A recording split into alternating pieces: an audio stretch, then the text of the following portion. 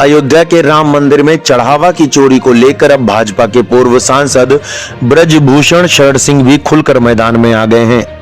चढ़ावा में चोरी का मामला जब सामने आया था तो ब्रजभूषण शरण सिंह ने कुछ भी बोलने से इनकार कर दिया था। कहा था कि कुछ बोलेंगे तो परेशानी में आ जाएंगे। अब ब्रजभूषण शरण सिंह ने कहा कि चंदा चोरी में सच्चाई है, बिना आग के धुआं नहीं उठता है। चोरी का धुआं उठा है तो इससे झटका लगा है। यह झटका विनय कटियार या ब्रजभूषण ने नहीं दिया है। जब चोरी का आरोप अयोध्या के राम भक्त लगा रहे हैं तो सरकार को गंभीरता से सुनना चाहिए। उंगली केवल ट्रस्ट की तरफ नहीं उठ रही है, यह उंगली प्रदेश की योगी और केंद्र की मोदी दोनों सरकारों की तरफ उठ रही है। ब्रजभूषण ने हालांकि राम मंदिर निर्माण समिति के अध्यक्ष नृपेंद्र मिश्रा को इस मामले में क्लीन चिट भी दी। नवाबगंज स्थित अपने आवास पर ब्रजभूषण शरण सिंह ने मीडिया से बात करते हुए कहा कि अयोध्या में ही मेरा छात्र जीवन बीता है, आंदोलन में सक्रिय रूप से शामिल रहा हूं। आडवाणी जी यहां आते थे तो उनकी गाड़ी तक चलाने का मुझे मौका मिला है।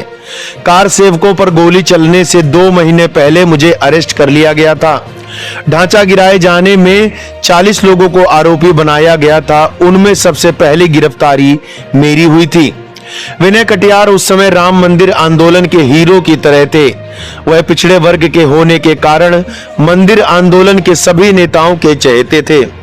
ब्रजभूषण ने कहा कि आंदोलन से जुड़े राम भक्त संतोष दुबे के कई प्रश्न जायज हैं। राम मंदिर आंदोलन से जुड़े अगर लोग सवाल उठा रहे हैं तो सरकार को गंभीरता से लेना चाहिए। राम मंदिर चंदा चोरी मामले में कुछ ना कुछ सच्चाई है। यह अब ट्रस्ट तक सीमित नहीं रह गया है, इसकी उंगली अब प्रदेश और केंद्र सरकार की तरफ उठ रही है। बहुत जल्द देश की जनता के सामने सच्चाई आ जाएगी। उन्होंने कहा कि इस कांड से बहुत झटका लगा है, लेकिन यह झटका विनय कटियार या ब्रजभूषण ने नहीं लगाया है, यह झटका ट्रस्ट के लोगों ने लगाया है। उन्होंने कहा कि पहले दिन मैंने कहा था कि बोलूंगा तो नुकसान में आ जाऊंगा। इस पर कुछ लोगों ने व्यंग भी कसा कि ब्रजभूषण डरपोक हैं। अब तो गेंद सरकार के पाले में है। अयोध्या में जो कुछ हुआ वह अच्छा नहीं हुआ। सवाल किया कि लोकसभा चुनाव में आखिर अयोध्या में बीजेपी क्यों हारी, इसकी विवेचना कभी होगी। उन्होंने कहा कि कोई मेरे पास आए तो हम बताएं कि अयोध्या और अयोध्या के आसपास की सीटें क्यों हारे। अयोध्या को कैद खाना बनाकर रख दिया था, हर तरफ बैरिकेडिंग कर दी गई थी, संतों से गृहस्थों का मिलना जुलना तक बंद हो गया था। काफी विरोध के बाद कुछ बैरियर खुले हैं, रास्तों पर दीवारें बना दी गईं। आखिर यह सब क्यों किया गया था?